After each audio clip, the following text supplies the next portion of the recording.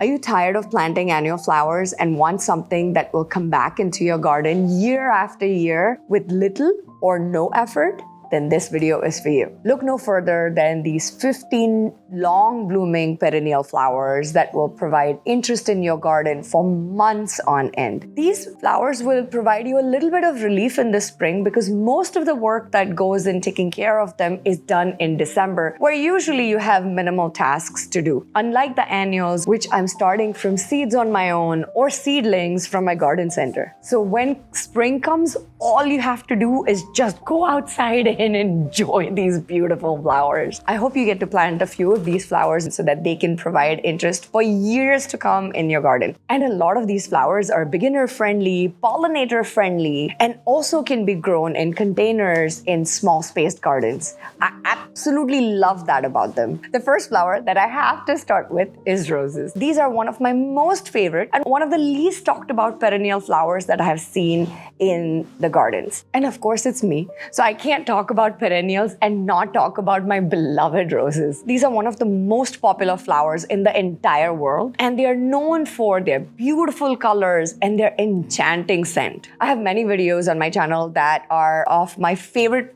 rose flowers that you can check out, and I will make sure I will link all of them in the description down below. But if I have to just name a few, I adore David Austin roses, and the Olivia Rose Austin and the Lady of Shalott are two of my absolute favorite David Austin roses. Some of the others that I have really enjoyed in my garden are the Distant Drums Rose and the Easy Spirit Rose. I would highly encourage you to at least have one rose in your garden that can give you a lot of joy for years to come. Some of the roses in my garden are 7 years old, and for the first 4 years of their life, I actually grew them in containers. And then I transferred the same ones into the ground. If you think you're in an apartment and cannot have a rose in a container, think again, because you can absolutely plant them in containers. I live in zone 10A, and most roses are hardy in zones 5 to 10, but there are also some varieties of roses that are bred especially for the colder zones like 3 and 4. You have to be a little bit careful with those zones because not all of the stems are cold hardy, so you might have to take a little bit extra care, but yes, there are absolutely roses that you can grow even in the colder zones. They can last for years in your garden, and some of them can actually last for 100 years. In fact, the oldest rose that is still currently alive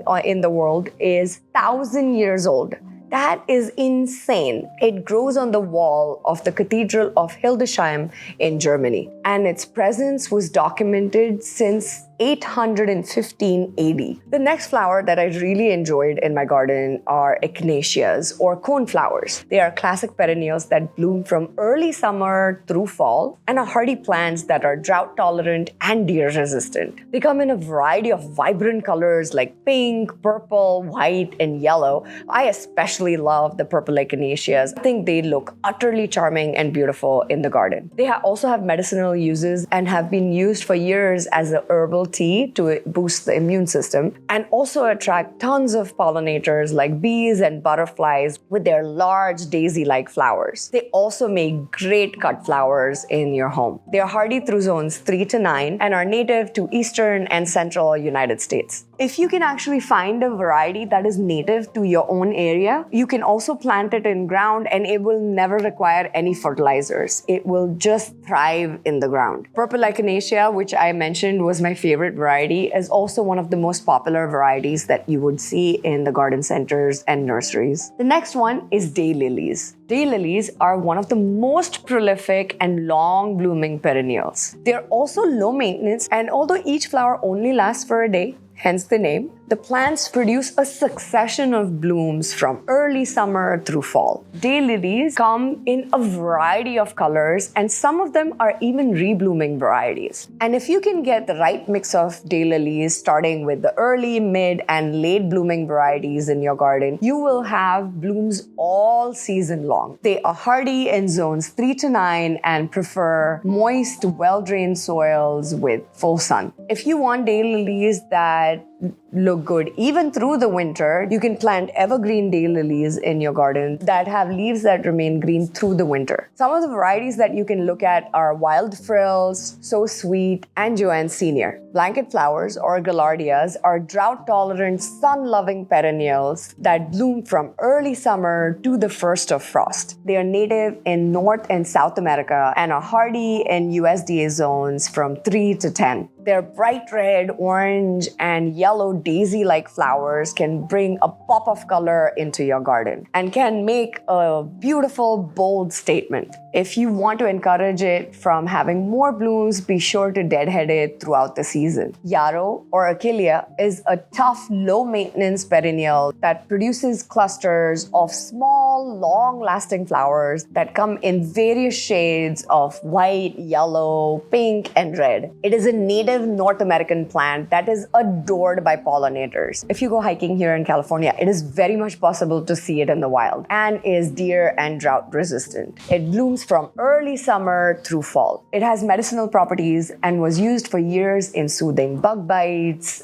stopping blood loss from wounds, and also helping the wounds heal faster. I also want to reiterate that this is not medical advice and it is for informational and educational purposes only. So before you try any of these out for a medical condition, please make sure to talk to your own physician regarding it and ask them about any questions that you might have. The next one is lavender. I love lavender and have experimented many times with it in my garden design. It is famous for its fragrant purple or blue flower spikes that bloom from late spring through summer. It is a sun-loving, drought-tolerant perennial that can make a lovely addition to herb gardens, borders, and even flower arrangements. It is a magnet for bees, butterflies, and other pollinators. The bees in my garden absolutely love the lavender and were always buzzing around it. I want to caution anyone who wants to grow lavender for the first time in their garden that it is a woody herb, and if you don't prune it every winter, then it will end up having leggy stems. 2 years ago, when my dad passed away during winter, I just didn't prune it that year, and it grew into such a huge woody, leggy mess in my raised bed that it was not allowing anything else to grow and was not as beautiful and compact as it was when I started with it. I had to take it out because that was the only thing that was taking over the entire raised bed, and I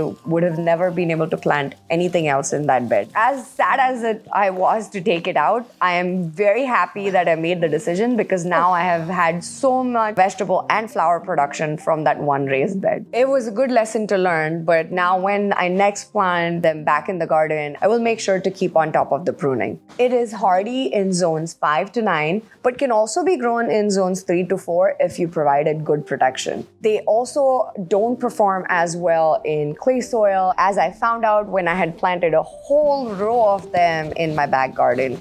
The same place where I have the raised beds right now used to have 2 rows of just lavenders. I had planted them there because I had thought of companion planting them with the roses that were in the background and thought that the purple stems from the lavenders will look gorgeous with the pink roses on the fence. But they did not perform well at all in the clay soil that I had them, and they slowly died off within a year or 2. The next flower is peony. Peonies are such a beautiful, showy, spring blooming perennial, and they come in variety of shades of pink, reds, and whites. While they have a relatively short period of bloom of 2 to 3 weeks, they make up for it with the amount of flowers that you get out of one plant and also for the long-lasting blooms that you get out of each plant. They are hardy in zones 3 to 8, and although it might take a little bit time adjusting in the garden, once they do that, they will last for years to come. They have always been on my list to plant them in the garden, but I don't know anyone who has successfully grown them in zone 10. If you have grown them in a warmer zone, please comment below and let me know what your experience has been and if there is a specific variety that I should look for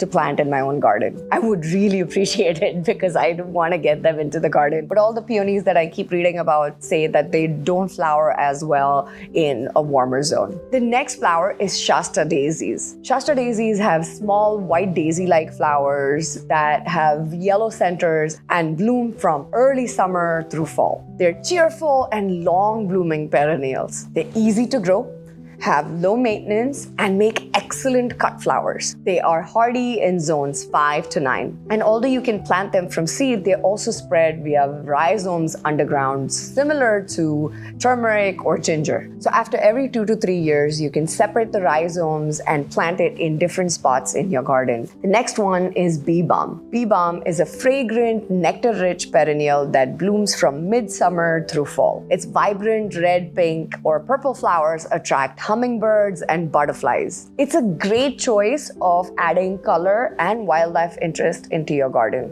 If you have some in your garden, you will notice some of the bumblebees or other insects do something called as nectar robbing when they are trying to feed off of these flowers. Essentially, what they will do to a bee balm flower is make a tiny hole at the base of the tubular flower where they can directly access the nectar, because the flowers are too long and tubular for them to be able to go through the flower and access it. Quite wonderful, isn't it? I did not know there was a nectar heist going on in the gardens.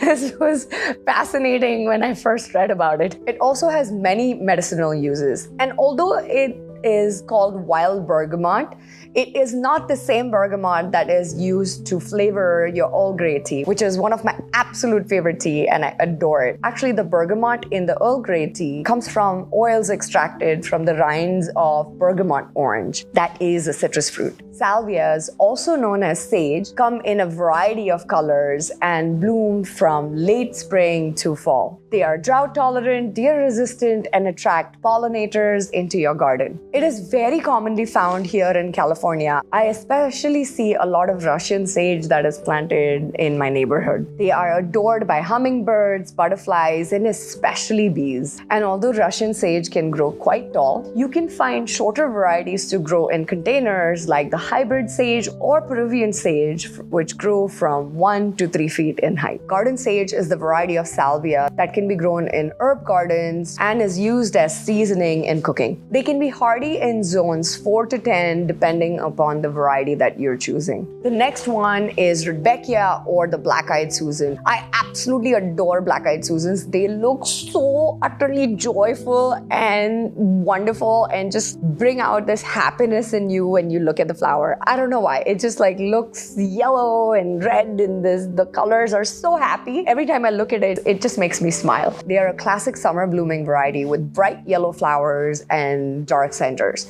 There are different varieties that you can see. I have recently seen Rudbeckias that are darker red in color. There's one that I grew in my garden called the Prairie Sun, which actually had lighter yellow centers and bright yellow petals. They are low maintenance, drought tolerant, and bloom from midsummer through fall. And it looks absolutely gorgeous. Those beautiful, huge yellow flowers bring so much color and texture and beauty into the garden. The only reason why I took those out this year out of the raised bed were because that bed already had a lot of calendulas in the bed, and this particular Rudbeckia was taking up a lot of space in my 2x4 raised bed, which is already tiny. I think next time when I plant it, I'm just going to have it in a container so that I have repeat flowers coming into the container season after season, and I don't have to worry about space. If you have the room for it, or you can even plant it in a container, I would highly recommend it, because I only planted it once about 3 years ago, and it kept coming year after year after year without any problems whatsoever. And it just came up as a healthy, beautiful plant every single time. If you have a slug or snail issue like I have in my garden, be careful with that, because they also love munching on the leaves and the flowers. So that was also one of the problem I was having with the slug and snails. And I didn't know if the black-eyed Susan was making my slug and snail problem worse. And this year I'm trying to figure out different ways to deal with that problem. So that was one of the things I decided to take out and see if that helps with my raised beds. It is hardy in zones 3 to 10, but some of the varieties might have a shorter season in colder zones. The next one is hydrangeas. Oh my gosh, I absolutely love hydrangeas. They have beautiful, showy, and abundant flower heads that bloom from summer through fall. They come in so many beautiful colors of pinks and blues and whites and even greens, and sometimes all of these colors on one same plant.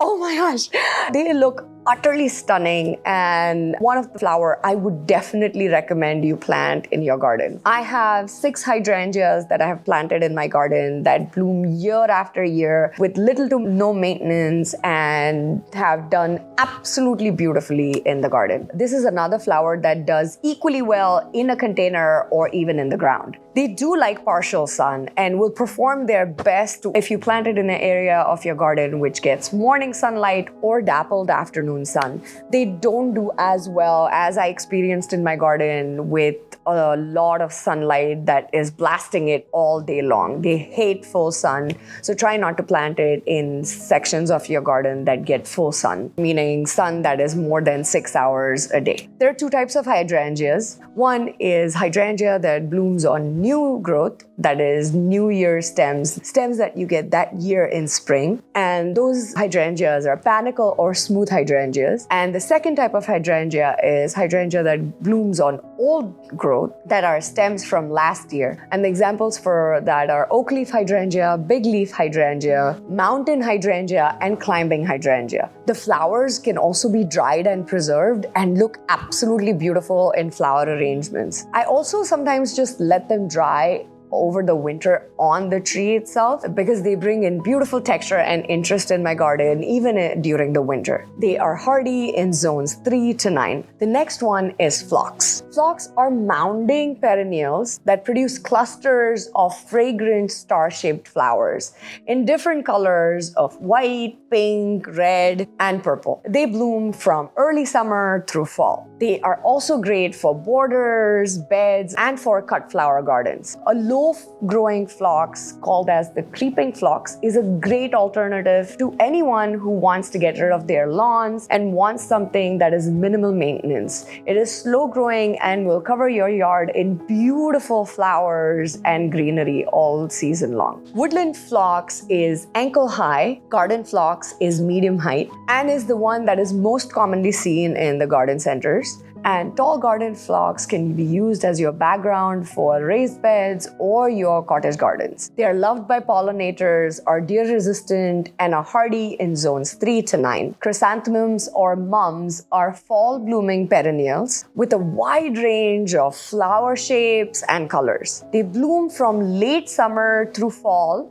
and make excellent cut flowers. So if you want to plant some in your cut flower garden, these are excellent choices. They are hardy in zones 5 to 9 and will grow best if you plant them in spring. If you're buying a mum from a garden center in fall, they usually don't perennialize that well and you should just treat them as annuals. My aunt planted a mum from Costco, you know those huge mums that you get in Costco, in her garden, and that has perennialized, but I've mostly seen that if you try to plant those in the garden, they don't perform as well as one you would do if you plant it early in the spring in your garden. But if you have a cold hardy mum, they will come back year after year and sometimes will also have 2 seasons of flowering, one in spring and the second in fall, especially for southern gardeners. They are heavy feeders, so you will need to fertilize them every month until the buds emerge. Once the buds emerge, you can stop fertilizing them and just water them regularly. This one is a much loved perennial and it is the iris. They are spring blooming perennials that have showy orchid-like flowers and come in a variety of colors of purple, blue, white, and yellow. While they have a relatively short bloom time, they make up for it with their beautiful and long-lasting blooms. Irises might be bearded or crested type. A bearded iris is so called because of the soft hairs on the center of their falls. The hairs on the crested iris, like the Siberian iris, form a comb or a ridge instead. They will prefer well-drained soil, and it's usually said about them that they like wet feet but dry knees. You will plant them as rhizomes in fall for their spring blooms. They are hardy in zones 3 to 9 depending upon the variety you plant. They are resistant to deer and rabbit, but are toxic to cats, dogs, and horses if ingested. So if you have pets and pets that especially like going into the garden, be careful where you plant these. I've wanted to plant bearded irises in my garden for a while, so maybe this year I might try some and plant them in fall. And if you're looking for specific recommendations about roses, check out this video right here.